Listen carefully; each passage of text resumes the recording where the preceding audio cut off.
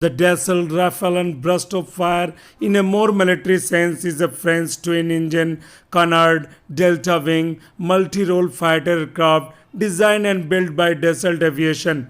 Equipped with a wide range of weapons, the Rafale is intended to perform air supremacy, interdiction, aerial reconnaissance, ground support in depth strike, anti-ship strike, and nuclear deterrence mission. The Rafale is referred to as an omni-role aircraft by Dassault.